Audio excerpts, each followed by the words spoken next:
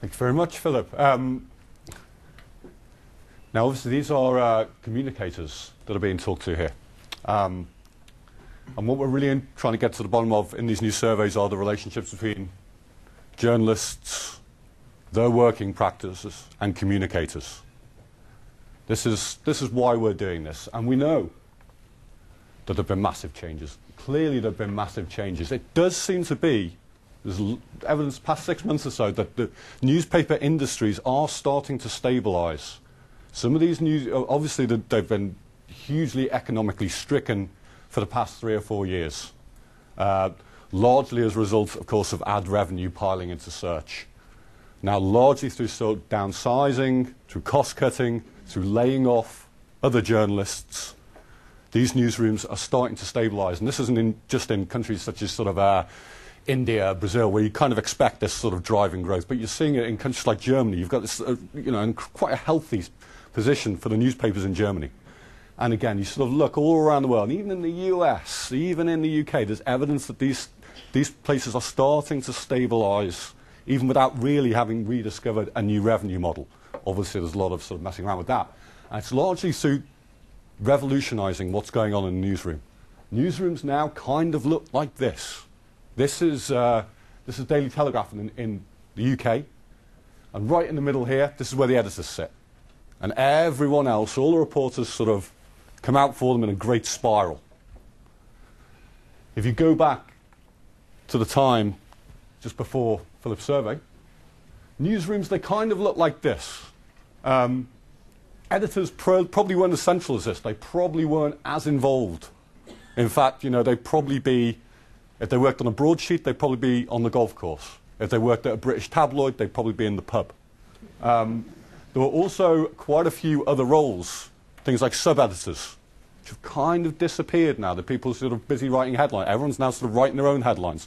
These are the sort of contractions we've seen, and obviously the number of reporters, the number of journalists, this has shrunken quite dramatically. But the other big change, and what's really going on within that hub and on all those big screens, is they're bringing in online. And there's a direct relationship to these editors who are now really sort of empowered. They're really involved in their job. The news desk itself, a three-way relationship, and of course with reporters.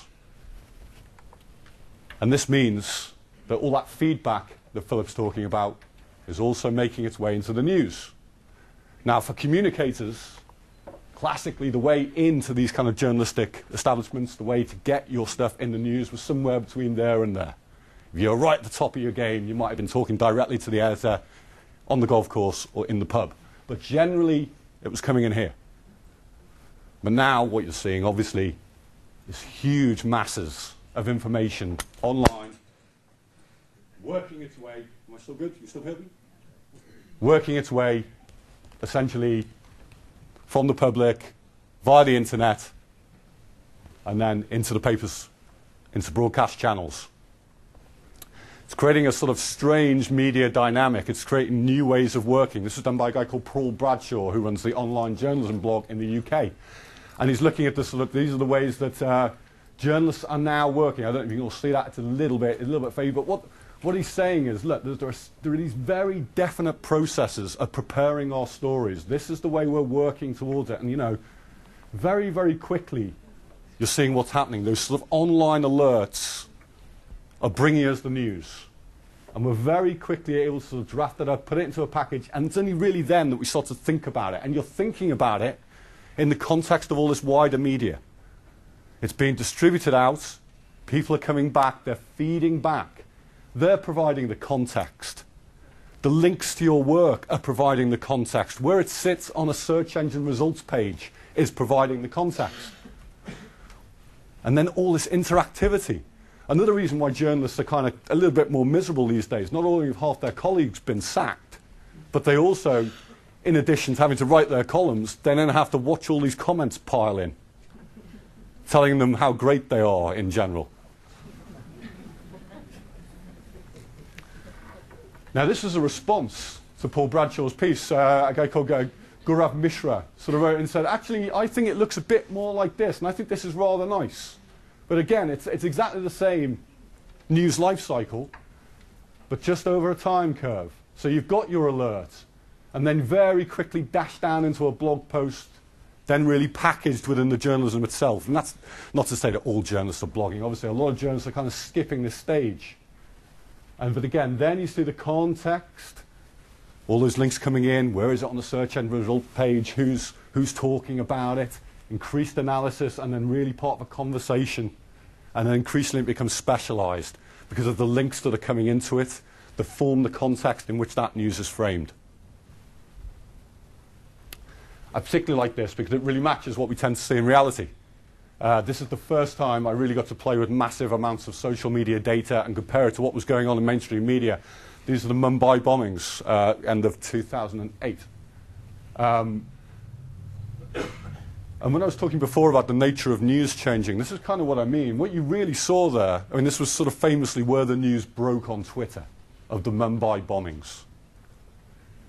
Sort of. What you were seeing on Twitter was people saying, whoa, what was I heard a bang? What's going on? It basically took a very, very quick mainstream media, Sin Times mainly, Times India as well, very, very quickly off the mark to sort of actually package that into something we recognize as news. So these kind of alerts are almost like the raw data of news. And then what follows are often re-reflections on the mainstream media. That's the bulk of the conversation. It kind of underscores the continued importance of the mainstream media despite their economic troubles. And, you know, it's not just for massively significant events like that. You also see it. This is Fabio Capello naming his brilliant England World Cup squad. That's what it looked like. That's how it was reported. And a bunch of reporters not waiting for sort of official FA announcements, not supposed to be sort of communicating at all from the room, but 3 or 4 of them tweeting this news out as it was announced, and that news then being re-reported, in particularly the absence of speedy winger Theo Walcott, and oh, how we're missing him now.